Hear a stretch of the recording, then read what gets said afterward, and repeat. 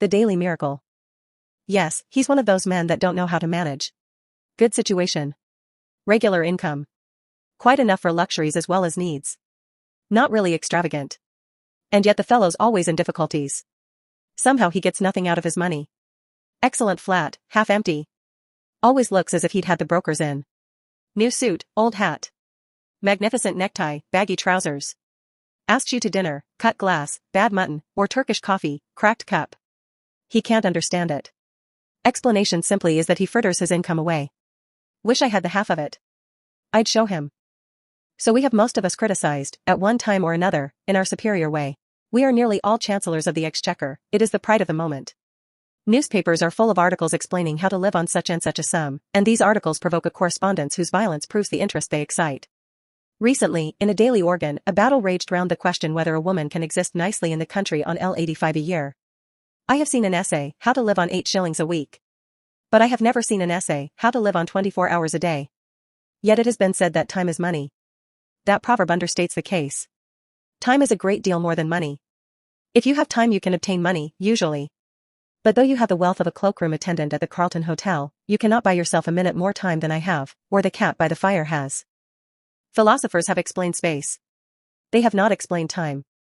It is the inexplicable raw material of everything. With it, all is possible, without it, nothing. The supply of time is truly a daily miracle, an affair genuinely astonishing when one examines it. You wake up in the morning, and lo! Your purse is magically filled with 24 hours of the unmanufactured tissue of the universe of your life. It is yours. It is the most precious of possessions. A highly singular commodity, showered upon you in a manner as singular as the commodity itself. For remark. No one can take it from you. It is unstealable. And no one receives either more or less than you receive. Talk about an ideal democracy. In the realm of time there is no aristocracy of wealth, and no aristocracy of intellect. Genius is never rewarded by even an extra hour a day. And there is no punishment. Waste your infinitely precious commodity as much as you will, and the supply will never be withheld from you.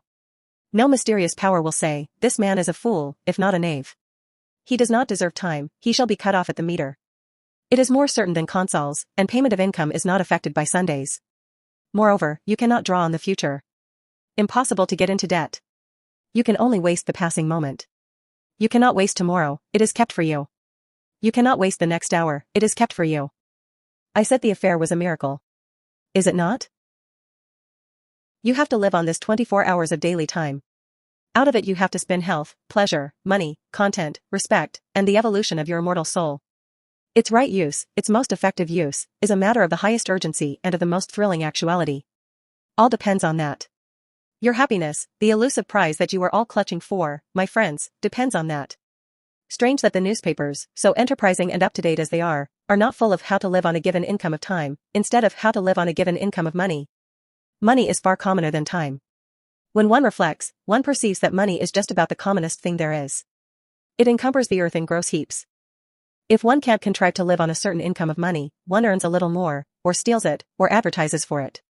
One doesn't necessarily muddle one's life because one can't quite manage on £1,000 a year, one braces the muscles and makes it guineas, and balances the budget. But if one cannot arrange that an income of 24 hours a day shall exactly cover all proper items of expenditure, one does muddle one's life definitely. The supply of time, though gloriously regular, is cruelly restricted. Which of us lives on 24 hours a day? And when I say lives, I do not mean exists, nor muddles through. Which of us is free from that uneasy feeling that the great spending departments of his daily life are not managed as they ought to be? Which of us is quite sure that his fine suit is not surmounted by a shameful hat, or that in attending to the crockery he has forgotten the quality of the food? Which of us is not saying to himself, which of us has not been saying to himself all his life, I shall alter that when I have a little more time? We never shall have any more time. We have, and we have always had, all the time there is. It is the realization of this profound and neglected truth, which, by the way, I have not discovered, that has led me to the minute practical examination of daily time expenditure. 2. The desire to exceed one's program. But, someone may remark, with the English disregard of everything except the point, what is he driving at with his 24 hours a day? I have no difficulty in living on 24 hours a day. I do all that I want to do, and still find time to go in for newspaper competitions. Surely it is a simple affair, knowing that one has only 24 hours a day, to content oneself with 24 hours a day. To you, my dear sir, I present my excuses and apologies. You are precisely the man that I have been wishing to meet for about 40 years. Will you kindly send me your name and address, and state your charge for telling me how you do it? Instead of me talking to you, you ought to be talking to me. Please come forward. That you exist, I am convinced, and that I have not yet encountered you is my loss. Meanwhile, until you appear, I will continue to chat with my companions in distress, that innumerable band of souls who are haunted, more or less painfully, by the feeling that the years slip by, and slip by, and slip by, and that they have not yet been able to get their lives into proper working order. If we analyze that feeling, we shall perceive it to be, primarily, one of uneasiness, of expectation, of looking forward, of aspiration. It is a source of constant discomfort, for it behaves like a skeleton at the feast of all our enjoyments. We go to the theater and laugh, but between the acts it raises a skinny finger at us. We rush violently for the last train, and while we are cooling a long age on the platform waiting for the last train, it promenades its bones up and down by our side and inquires, "O man, what hast thou done with thy youth? What art thou doing with thine age?" You may urge that this feeling of continuous looking forward, of aspiration, is part of life itself, and inseparable from life itself. True. But there are degrees. A man may desire to go to Mecca. His conscience tells him that he ought to go to Mecca. He fares forth either by the aid of cooks, or unassisted, he may probably never reach Mecca, he may drown before he gets to Port Said, he may perish ingloriously on the coast of the Red Sea, his desire may remain eternally frustrate. Unfulfilled aspiration may always trouble him. But he will not be tormented in the same way as the man who, desiring to reach Mecca, and harried by the desire to reach Mecca, never leaves Brixton. It is something to have left Brixton. Most of us have not left Brixton. We have not even taken a cab to Ludgate Circus and inquired from cooks the price of a conducted tour. And our excuse to ourselves is that there are only 24 hours in the day. If we further analyze our vague, uneasy aspiration, we shall, I think, see that it springs from a fixed idea that we ought to do something in addition to those things which we are loyally and morally obliged to do. We are obliged, by various codes written and unwritten, to maintain ourselves and our families, if any, in health and comfort, to pay our debts, to save, to increase our prosperity by increasing our efficiency. A task sufficiently difficult. A task which very few of us achieve. A task often beyond our skill. Yet, if we succeed in it, as we sometimes do, we are not satisfied, the skeleton is still with us. And even when we realize that the task is beyond our skill, that our powers cannot cope with it, we feel that we should be less discontented if we gave to our powers, already overtaxed, something still further to do. And such is, indeed, the fact. The wish to accomplish something outside their formal program is common to all men who in the course of evolution have risen past a certain level. Until an effort is made to satisfy that wish, the sense of uneasy waiting for something to start which has not started will remain to disturb the peace of the soul. That wish has been called by many names. It is one form of the universal desire for knowledge. And it is so strong that men whose whole lives have been given to the systematic acquirement of knowledge have been driven by it to overstep the limits of their program in search of still more knowledge. Even Herbert Spencer, in my opinion the greatest mind that ever lived, was often forced by it into agreeable little backwaters of inquiry. I imagine that in the majority of people who are conscious of the wish to live, that is to say, people who have intellectual curiosity, the aspiration to exceed formal programs takes a literary shape. They would like to embark on a course of reading. Decidedly the British people are becoming more and more literary. But I would point out that literature by no means comprises the whole field of knowledge, and that the disturbing thirst to improve one's self, to increase one's knowledge, may well be slaked quite apart from literature. With the various ways of slaking I shall deal later. Here I merely point out to those who have no natural sympathy with literature that literature is not the only well. 3. Precautions before beginning. Now that I have succeeded, if succeeded I have, in persuading you to admit to yourself that you are constantly haunted by a suppressed dissatisfaction with your own arrangement of your daily life, and that the primal cause of that inconvenient dissatisfaction is the feeling that you are every day leaving undone something which you would like to do, and which, indeed, you are always hoping to do when you have more time, and now that I have drawn your attention to the glaring, dazzling truth, that you never will have more time, since you already have all the time there is, you expect me to let you into some wonderful secret by which you may at any rate approach the ideal of a perfect arrangement of the day, and by which, therefore, that haunting, unpleasant, daily disappointment of things left undone will be got rid of. I have found no such wonderful secret. Nor do I expect to find it, nor do I expect that anyone else will ever find it. It is undiscovered. When you first began to gather my drift, perhaps there was a resurrection of hope in your breast. Perhaps you said to yourself, this man will show me an easy, unfatiguing way of doing what I have so long in vain wished to do. Alas, no. The fact is that there is no easy way, no royal road. The path to Mecca is extremely hard and stony, and the worst of it is that you never quite get there after all. The most important preliminary to the task of arranging one's life so that one may live fully and comfortably within one's daily budget of 24 hours is the calm realization of the extreme difficulty of the task, of the sacrifices and the endless effort which it demands. I cannot too strongly insist on this. If you imagine that you will be able to achieve your ideal by ingeniously planning out a timetable with a pen on a piece of paper, you had better give up hope at once. If you are not prepared for discouragements and disillusions, if you will not be content with a small result for a big effort, then do not begin. Lie down again and resume the uneasy doze which you call your existence. It is very sad, is it not, very depressing and somber? And yet I think it is rather fine, too, this necessity for the tense bracing of the will before anything worth doing can be done. I rather like it myself. I feel it to be the chief thing that differentiates me from the cat by the fire. Well, you say, assume that I am braced for the battle. Assume that I have carefully weighed and comprehended your ponderous remarks. How do I begin? Dear sir, you simply begin. There is no magic method of beginning. If a man standing on the edge of a swimming bath and wanting to jump into the cold water should ask you, how do I begin to jump, you would merely reply, just jump. Take hold of your nerves, and jump. As I have previously said, the chief beauty about the constant supply of time is that you cannot waste it in advance. The next year, the next day, the next hour are lying ready for you, as perfect, as unspoiled, as if you had never wasted or misapplied a single moment in all your career. Which fact is very gratifying and reassuring.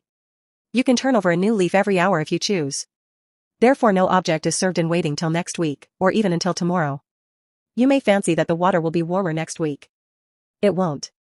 It will be colder. But before you begin, let me murmur a few words of warning in your private ear. Let me principally warn you against your own ardor. Ardor in well-doing is a misleading and a treacherous thing. It cries out loudly for employment, you can't satisfy it at first, it wants more and more, it is eager to move mountains and divert the course of rivers. It isn't content till it perspires.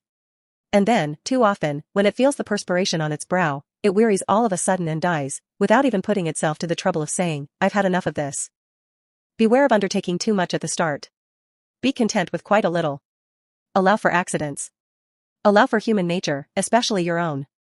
A failure or so, in itself, would not matter, if it did not incur a loss of self-esteem and of self-confidence. But just as nothing succeeds like success, so nothing fails like failure. Most people who are ruined by attempting too much. Therefore, in setting out on the immense enterprise of living fully and comfortably within the narrow limits of 24 hours a day, let us avoid at any cost the risk of an early failure. I will not agree that, in this business at any rate, a glorious failure is better than a petty success. I am all for the petty success. A glorious failure leads to nothing, a petty success may lead to a success that is not petty. So let us begin to examine the budget of the day's time. You say your day is already full to overflowing. How? You actually spend in earning your livelihood, how much? 7 hours, on the average? And in actual sleep, 7? I will add 2 hours, and be generous. And I will defy you to account to me on the spur of the moment for the other 8 hours. 4. The cause of the troubles. In order to come to grips at once with the question of time expenditure in all its actuality, I must choose an individual case for examination. I can only deal with one case, and that case cannot be the average case, because there is no such case as the average case, just as there is no such man as the average man. Every man and every man's case is special. But if I take the case of a Londoner who works in an office, whose office hours are from 10 to 6, and who spends 50 minutes morning and night in traveling between his house door and his office door, I shall have got as near to the average as facts permit. There are men who have to work longer for a living, but there are others who do not have to work so long. Fortunately, the financial side of existence does not interest us here. For our present purpose the clerk at £1 a week is exactly as well off as the millionaire in Carlton House Terrace. Now the great and profound mistake which my typical man makes in regard to his day is a mistake of general attitude, a mistake which vitiates and weakens 2/3 of his energies and interests. In the majority of instances he does not precisely feel a passion for his business, at best he does not dislike it. He begins his business functions with reluctance, as late as he can, and he ends them with joy, as early as he can. And his engines while he is engaged in his business are seldom at their full HP. I know that I shall be accused by angry readers of traducing the city worker, but I am pretty thoroughly acquainted with the city, and I stick to what I say. Yet in spite of all this he persists in looking upon those hours from 10 to 6 as the day, to which the 10 hours preceding them and the 6 hours following them are nothing but a prologue and epilogue. Such an attitude, unconscious though it be, of course kills his interest in the odd 16 hours, with the result that, even if he does not waste them, he does not count them, he regards them simply as margin. This general attitude is utterly illogical and unhealthy, since it formally gives the central prominence to a patch of time and a bunch of activities which the man's one idea is to get through and have done with.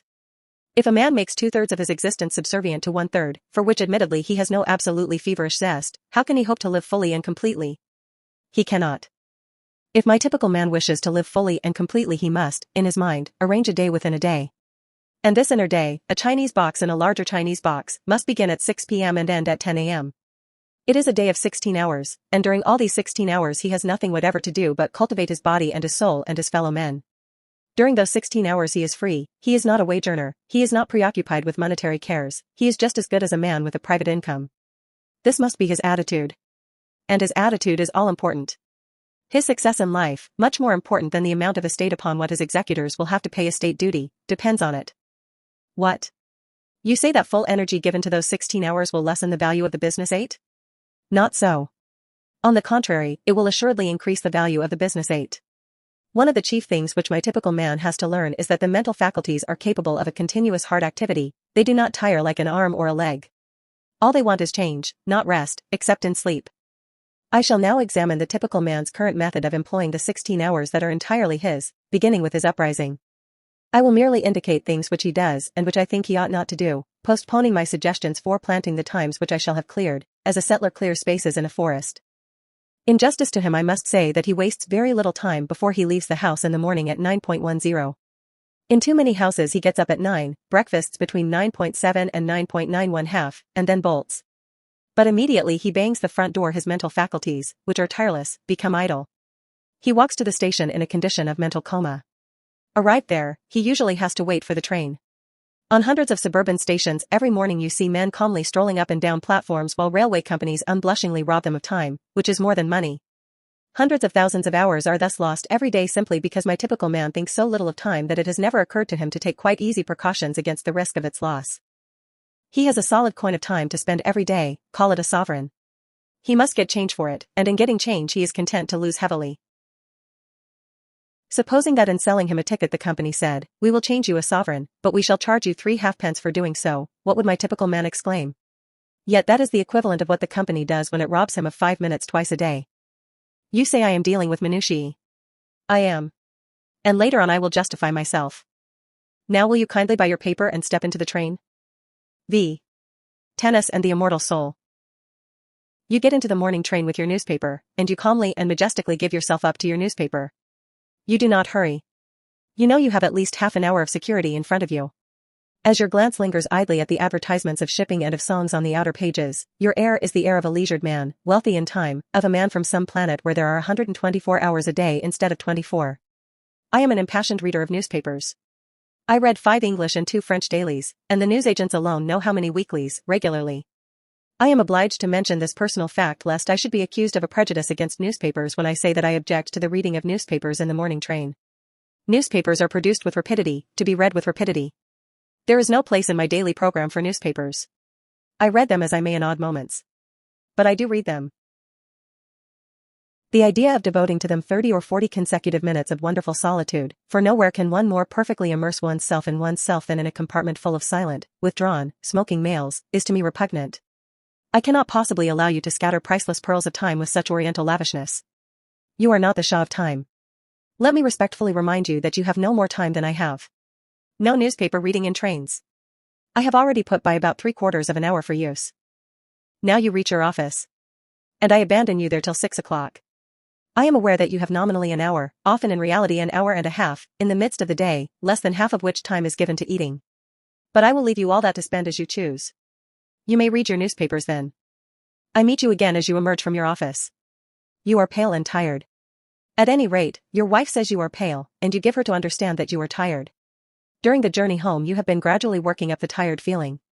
The tired feeling hangs heavy over the mighty suburbs of London like a virtuous and melancholy cloud, particularly in winter. You don't eat immediately on your arrival home. But in about an hour or so you feel as if you could sit up and take a little nourishment. And you do.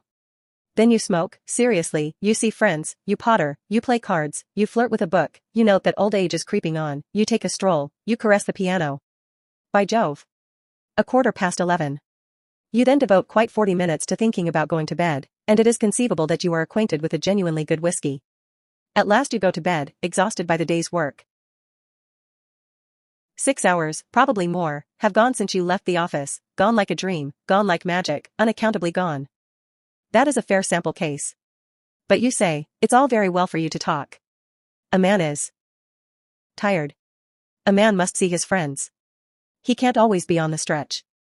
Just so. But when you arrange to go to the theater, especially with a pretty woman, what happens?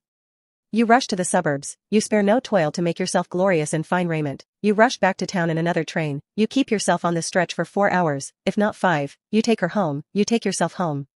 You don't spend 3/4 of an hour in thinking about going to bed. You go. Friends and fatigue have equally been forgotten, and the evening has seemed so exquisitely long, or perhaps too short. And do you remember that time when you were persuaded to sing in the chorus of the Amateur Operatic Society, and slaved 2 hours every other night for 3 months? Can you deny that when you have something definite to look forward to at eventide, something that is to employ all your energy, the thought of that something gives a glow and a more intense vitality to the whole day? What I suggest is that at 6 o'clock you look facts in the face and admit that you are not tired, because you are not, you know, and that you arrange your evening so that it is not cut in the middle by a meal. By so doing you will have a clear expanse of at least 3 hours. I do not suggest that you should employ 3 hours every night of your life in using up your mental energy. But I do suggest that you might, for a commencement, employ an hour and a half every other evening in some important and consecutive cultivation of the mind. You will still be left with 3 evenings for friends, bridge, tennis, domestic scenes, odd reading, pipes, gardening, pottering, and prize competitions. You will still have the terrific wealth of 45 hours between 2 p.m. Saturday and 10 a.m. Monday. If you persevere you will soon want to pass 4 evenings, and perhaps 5, in some sustained endeavor to be genuinely alive. And you will fall out of that habit of muttering to yourself at 11:15 p.m., time to be thinking about going to bed. The man who begins to go to bed 40 minutes before he opens his bedroom door is bored, that is to say, he is not living. But remember, at the start, those 90 nocturnal minutes thrice a week must be the most important minutes in the 10,080. They must be sacred, quite as sacred as a dramatic rehearsal or a tennis match. Instead of saying, sorry I can't see you, old chap, but I have to run off to the tennis club, you must say, but I have to work. This, I admit, is intensely difficult to say. Tennis is so much more urgent than the immortal soul. 6. Remember human nature. I have incidentally mentioned the vast expanse of 44 hours between leaving business at 2 p.m. on Saturday and returning to business at 10 a.m. on Monday. And here I must touch on the point whether the week should consist of 6 days or of 7. For many years, in fact, until I was approaching 40, my own week consisted of 7 days. I was constantly being informed by older and wiser people that more work, more genuine living, could be got out of 6 days than out of 7. And it is certainly true that now, with 1 day in 7 in which I follow no program and make no effort save what the caprice of the moment dictates, I appreciate intensely the moral value of a weekly rest. Nevertheless, had I my life to arrange over again, I would do again as I have done. Only those who have lived at the full stretch 7 days a week for a long time can appreciate the full beauty of a regular recurring idleness. Moreover, I am aging. And it is a question of age. In cases of abounding youth and exceptional energy and desire for effort I should say unhesitatingly, keep going, day in, day out. But in the average case I should say, confine your formal program, superprogram, I mean, to 6 days a week. If you find yourself wishing to extend it, but only in proportion to your wish, and count the time extra as a windfall, not as regular income, so that you can return to a 6-day program without the sensation of being poorer, of being a backslider.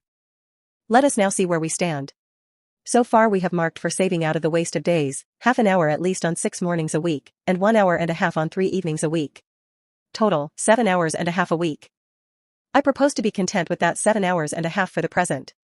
What, you cry? You pretend to show us how to live, and you only deal with 7 hours and a half out of 168. Are you going to perform a miracle with your 7 hours and a half? Well, not to mince the matter, I am, if you will kindly let me. That is to say, I am going to ask you to attempt an experience which, while perfectly natural and explicable, has all the air of a miracle. My contention is that the full use of those 7.5 hours will quicken the whole life of the week, add zest to it, and increase the interest which you feel in even the most banal occupations. You practice physical exercises for a mere 10 minutes morning and evening, and yet you are not astonished when your physical health and strength are beneficially affected every hour of the day, and your whole physical outlook changed. Why should you be astonished that an average of over an hour a day given to the mind should permanently and completely enliven the whole activity of the mind? More time might assuredly be given to the cultivation of oneself. And in proportion as the time was longer the results would be greater. But I prefer to begin with what looks like a trifling effort. It is not really a trifling effort, as those will discover who have yet to essay it. To clear even 7 hours and a half from the jungle is passably difficult. For some sacrifice has to be made. One may have spent one's time badly, but one did spend it, one did do something with it, however ill-advised that something may have been. To do something else means a change of habits. And habits are the very dickens to change. Further, any change, even a change for the better, is always accompanied by drawbacks and discomforts. If you imagine that you will be able to devote 7 hours and a half a week to serious, continuous effort, and still live your old life, you are mistaken. I repeat that some sacrifice, and an immense deal of volition, will be necessary. And it is because I know the difficulty, it is because I know the almost disastrous effect of failure in such an enterprise, that I earnestly advise a very humble beginning. You must safeguard your self-respect. Self-respect is at the root of all purposefulness, and a failure in an enterprise deliberately planned deals a desperate wound at one's self-respect. Hence I iterate and reiterate, start quietly, unostentatiously. When you have conscientiously given 7 hours and a half a week to the cultivation of your vitality for 3 months, then you may begin to sing louder and tell yourself what wondrous things you are capable of doing. Before coming to the method of using the indicated hours, I have one final suggestion to make. That is, as regards the evenings, to allow much more than an hour and a half in which to do the work of an hour and a half. Remember the chance of accidents. Remember human nature. And give yourself, say, from 9 to 11.30 for your task of 90 minutes. 7. Controlling the mind. People say, one can't help one's thoughts. But one can. The control of the thinking machine is perfectly possible. And since nothing whatever happens to us outside our own brain, since nothing hurts us or gives us pleasure except within the brain, the supreme importance of being able to control what goes on in that mysterious brain is patent. This idea is one of the oldest platitudes, but it is a platitude whose profound truth and urgency most people live and die without realizing. People complain of the lack of power to concentrate, not witting that they may acquire the power, if they choose. And without the power to concentrate, that is to say, without the power to dictate to the brain its task and to ensure obedience, true life is impossible. Mind control is the first element of a full existence. Hence, it seems to me, the first business of the day should be to put the mind through its paces.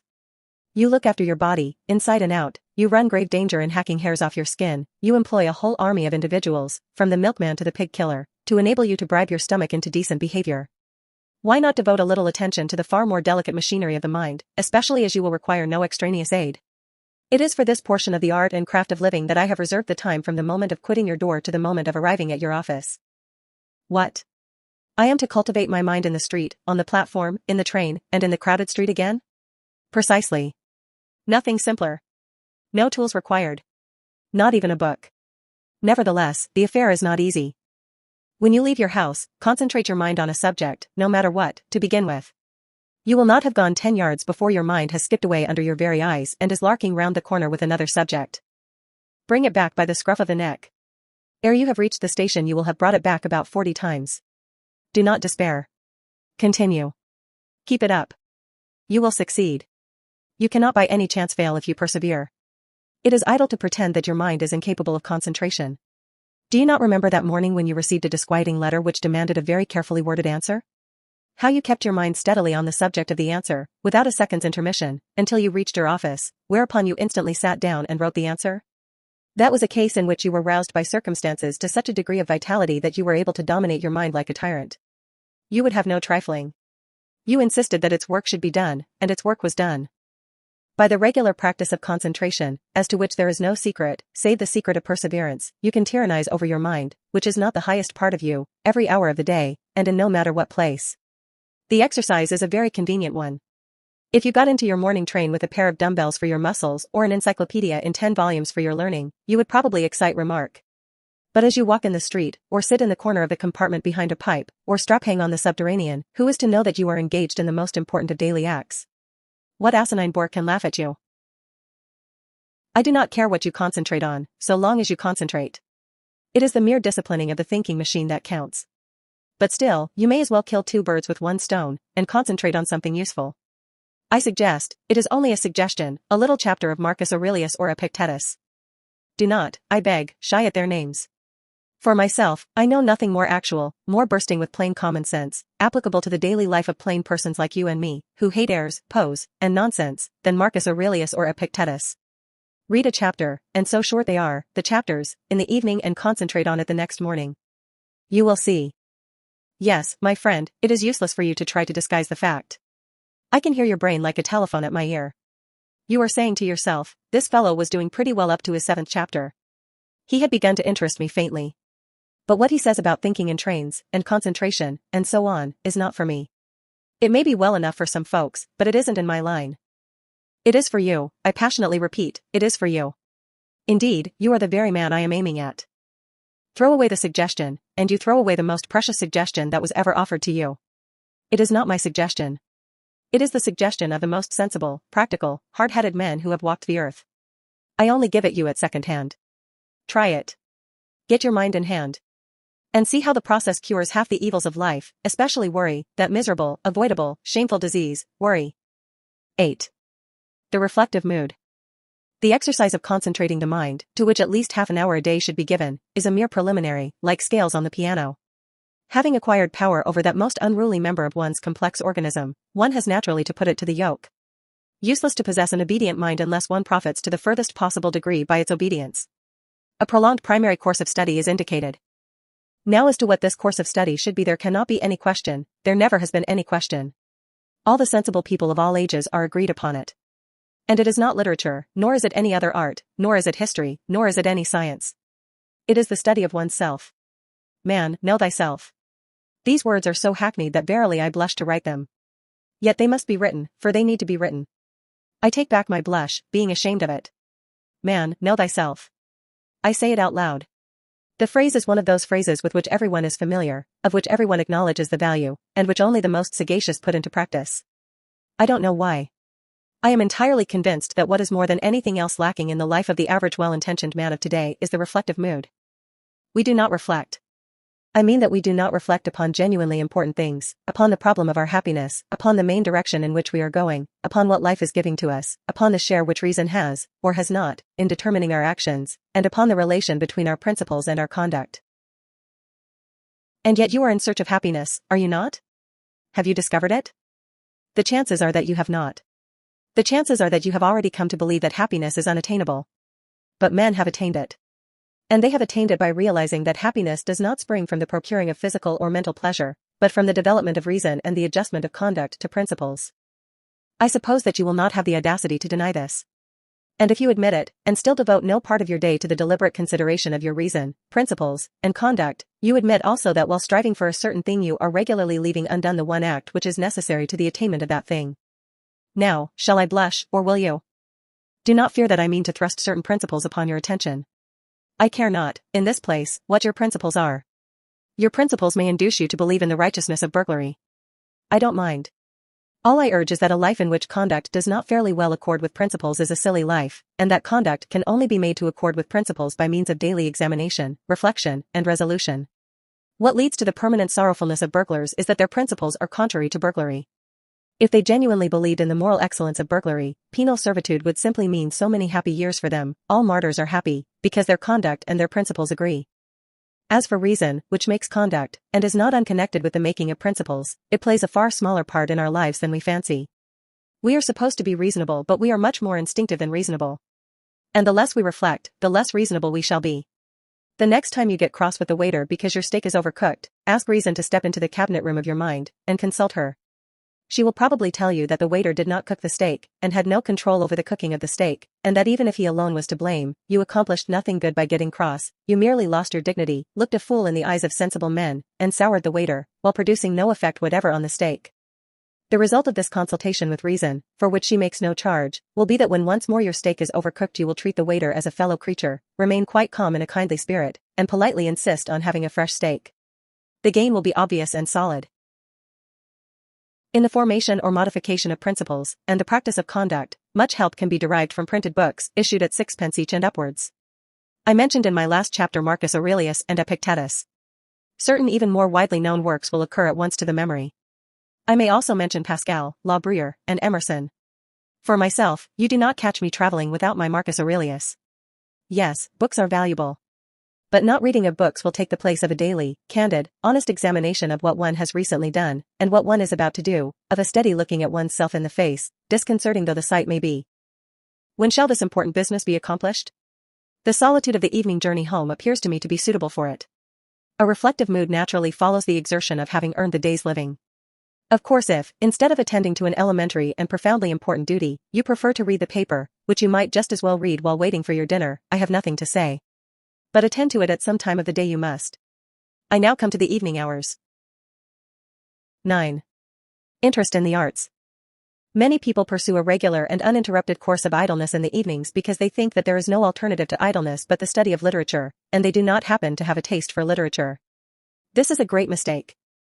Of course it is impossible, or at any rate very difficult, properly to study anything whatever without the aid of printed books. But if you desire to understand the deeper depths of bridge or of boat sailing, you would not be deterred by your lack of interest in literature from reading the best books on bridge or boat sailing. We must, therefore, distinguish between literature and books treating of subjects not literary. I shall come to literature in due course. Let me now remark to those who have never read Meredith, and who are capable of being unmoved by a discussion as to whether Mr. Stephen Phillips is or is not a true poet, that they are perfectly within their rights. It is not a crime not to love literature. It is not a sign of imbecility. The mandarins of literature will order out to instant execution the unfortunate individual who does not comprehend, say, the influence of Wordsworth on Tennyson. But that is only their impudence. Where would they be, I wonder, if requested to explain the influences that went to make Tchaikovsky's pathetic symphony? There are enormous fields of knowledge quite outside literature which will yield magnificent results to cultivators. For example, since I have just mentioned the most popular piece of high-class music in England today, I am reminded that the promenade concerts begin in August. You go to them.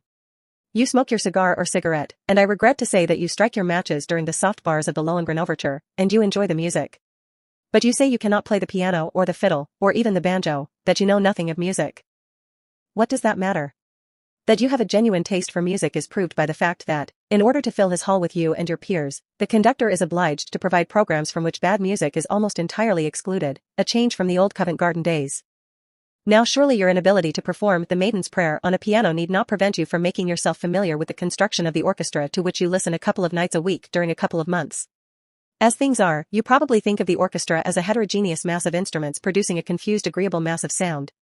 You do not listen for details because you have never trained your ears to listen to details. If you were asked to name the instruments which play the great theme at the beginning of the C minor symphony, you could not name them for your life's sake. Yet you admire the C minor symphony. It has thrilled you. It will thrill you again. You have even talked about it, in an expansive mood, to that lady, you know whom I mean. And all you can positively state about the C minor symphony is that Beethoven composed it and that it is a jolly fine thing.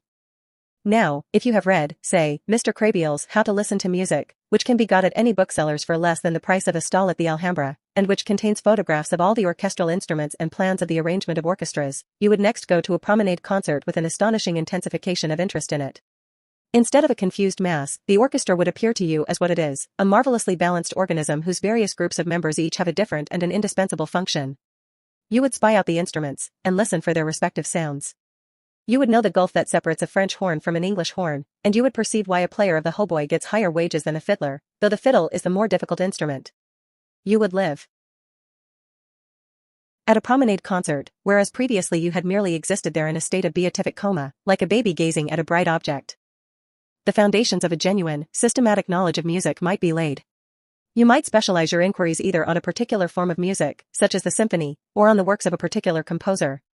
At the end of a year of 48 weeks of 3 brief evenings each, combined with a study of programs and attendances at concerts chosen out of your increasing knowledge, you would really know something about music, even though you were as far off as ever from jangling the Maiden's Prayer on the piano. But I hate music, you say. My dear sir, I respect you. What applies to music applies to the other arts. I might mention Mr. Claremont Witt's How to Look at Pictures, or Mr. Russell Sturgis's How to Judge Architecture, as beginnings, merely beginnings, of systematic vitalising knowledge in other arts, the materials for whose study abound in London. I hate all the arts, you say. My dear sir, I respect you more and more. I will deal with your case next, before coming to literature. X.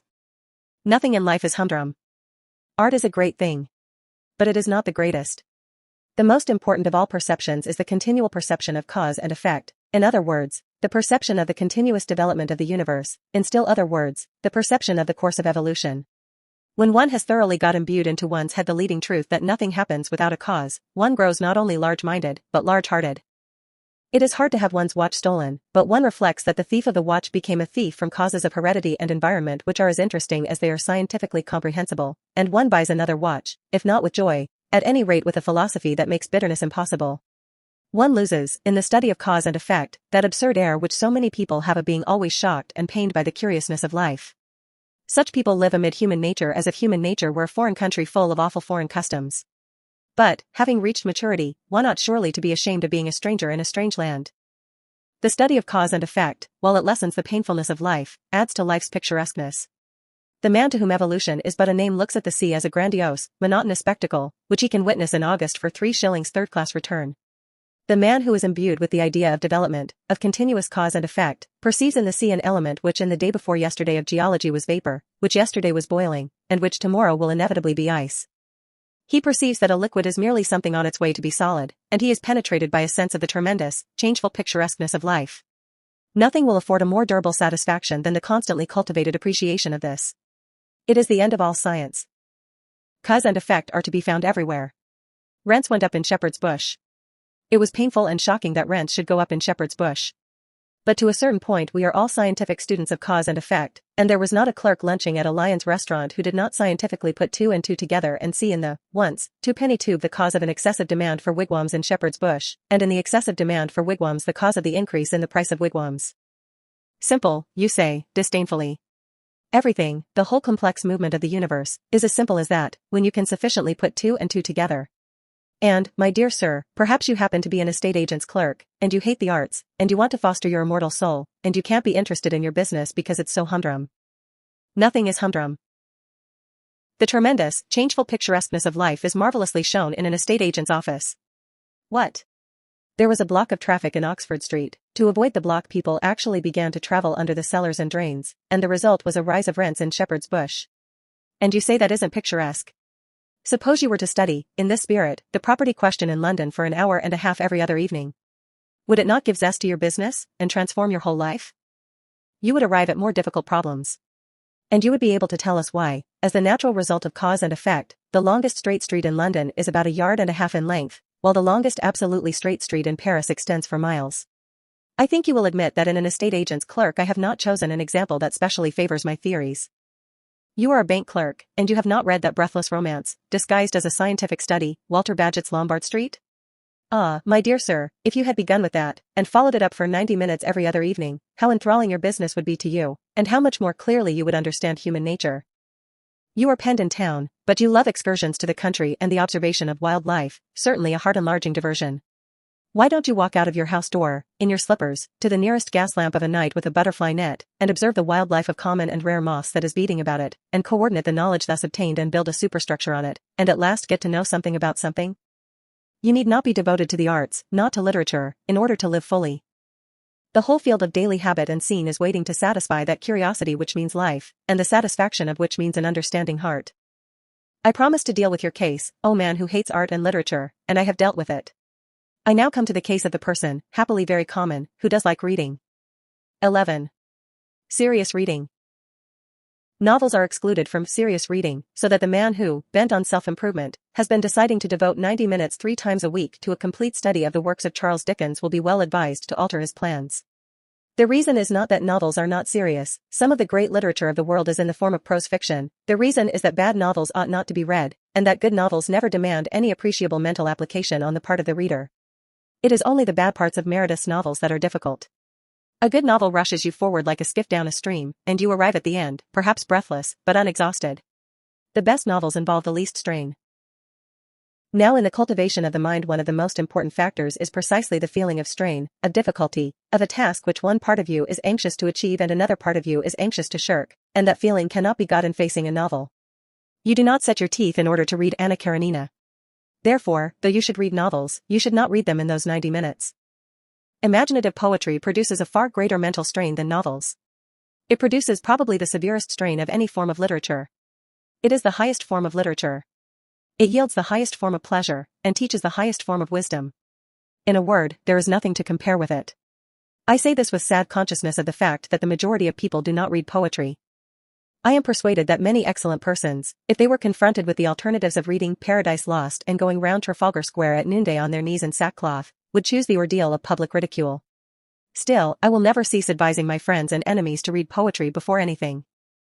If poetry is what is called a sealed book to you, begin by reading Hazlitt's famous essay on the nature of poetry in general. It is the best thing of its kind in English, and no one who has read it can possibly be under the misapprehension that poetry is a medieval torture, or a mad elephant, or a gun that will go off by itself and kill at 40 paces. Indeed, it is difficult to imagine the mental state of the man who, after reading Hazlitt's essay, is not urgently desirous of reading some poetry before his next meal.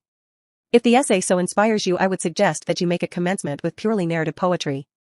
There is an infinitely finer English novel, written by a woman, than anything by George Eliot or the Brontes, or even Jane Austen, which perhaps you have not read. Its title is Aurora Leigh, and its author E.B. Browning. It happens to be written in verse, and to contain a considerable amount of genuinely fine poetry. Decide to read that book through, even if you die for it. Forget that it is fine poetry. Read it simply for the story and the social ideas. And when you have done, ask yourself honestly whether you still dislike poetry. I have known more than one person to whom Aurora Leigh has been the means of proving that in assuming they hated poetry they were entirely mistaken. Of course, if, after Hazlitt, and such an experiment made in the light of Hazlitt, you are finally assured that there is something in you which is antagonistic to poetry, you must be content with history or philosophy. I shall regret it, yet not inconsolably. The Decline and Fall is not to be named in the same day with Paradise Lost, but it is a vastly pretty thing, and Herbert Spencer's First Principles simply laughs at the claims of poetry and refuses to be accepted as aught but the most majestic product of any human mind. I do not suggest that either of these works is suitable for a tyro in mental strains. But I see no reason why any man of average intelligence should not, after a year of continuous reading, be fit to assault the supreme masterpieces of history or philosophy. The great convenience of masterpieces is that they are so astonishingly lucid. I suggest no particular work as a start. The attempt would be futile in the space of my command. But I have two general suggestions of a certain importance. The first is to define the direction and scope of your efforts. Choose a limited period, or a limited subject, or a single author. Say to yourself, I will know something about the French Revolution, or the rise of railways, or the works of John Keats. And during a given period, to be settled beforehand, confine yourself to your choice. There is much pleasure to be derived from being a specialist. The second suggestion is to think as well as to read. I know people who read, and for all the good it does them they might just as well cut bread and butter. They take to reading as better men take to drink. They fly through the shires of literature on a motor car, their sole object being motion. They will tell you how many books they have read in a year. Unless you give at least 45 minutes to careful, fatiguing reflection, it is an awful bore at first. Upon what you are reading, your 90 minutes of a night are chiefly wasted. This means that your pace will be slow. Never mind. Forget the goal, think only of the surrounding country, and after a period, perhaps when you least expect it, you will suddenly find yourself in a lovely town on a hill. 12. Dangers to avoid. I cannot terminate these hints, often, I fear, too didactic and abrupt, upon the full use of one's time to the great end of living, as distinguished from vegetating, without briefly referring to certain dangers which lie in wait for the sincere aspirant towards life. The first is the terrible danger of becoming that most odious and least supportable of persons, a prig. Now a prig is a pert fellow who gives himself airs of superior wisdom. A prig is a pompous fool who has gone out for a ceremonial walk, and without knowing it has lost an important part of his attire, namely, his sense of humor. A prig is a tedious individual who, having made a discovery, is so impressed by his discovery that he is capable of being gravely displeased because the entire world is not also impressed by it. Unconsciously to become a prig is an easy and a fatal thing. Hence, when one sets forth on the enterprise of using all one's time, it is just as well to remember that one's own time, and not other people's time, is the material with which one has to deal, that the earth rolled on pretty comfortably before one began to balance a budget of the hours, and that it will continue to roll on pretty comfortably whether or not one succeeds in one's new role of Chancellor of the Exchequer of Time. It is as well not to chatter too much about what one is doing, and not to betray a too pained sadness at the spectacle of a whole world deliberately wasting so many hours out of every day, and therefore never really living. It will be found, ultimately, that in taking care of one's self one has quite all one can do. Another danger is the danger of being tied to a program like a slave to a chariot. One's program must not be allowed to run away with one. It must be respected, but it must not be worshipped as a fetish. A program of daily employ is not a religion. This seems obvious. Yet I know men whose lives are a burden to themselves and a distressing burden to their relatives and friends simply because they have failed to appreciate the obvious. Oh, no, I have heard the martyred wife exclaim, Arthur always takes the dog out for exercise at 8 o'clock and he always begins to read at 8:45. So it's quite out of the question that we should. Etc., etc.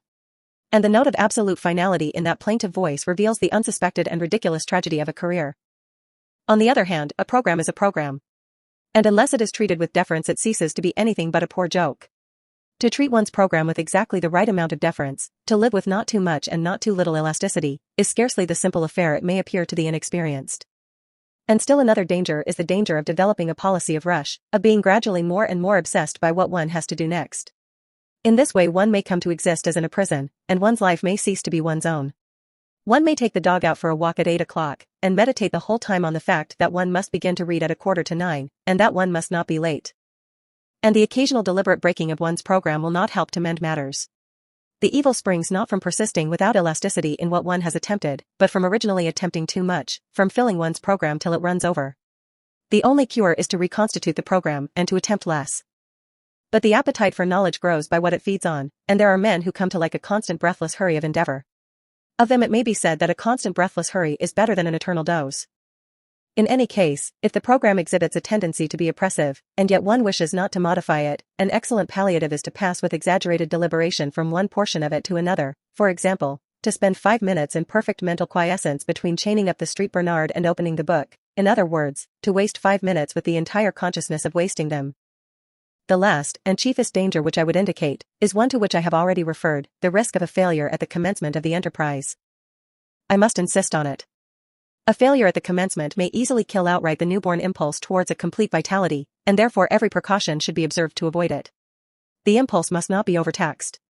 Let the pace of the first lap be even absurdly slow, but let it be as regular as possible. And, having once decided to achieve a certain task, achieve it at all costs of tedium and distaste. The gain in self-confidence of having accomplished a tiresome labor is immense. Finally, in choosing the first occupations of those evening hours, be guided by nothing whatever but your taste and natural inclination. It is a fine thing to be a walking encyclopedia of philosophy, but if you happen to have no liking for philosophy, and to have a like for the natural history of street cries, much better leave philosophy alone, and take to street cries.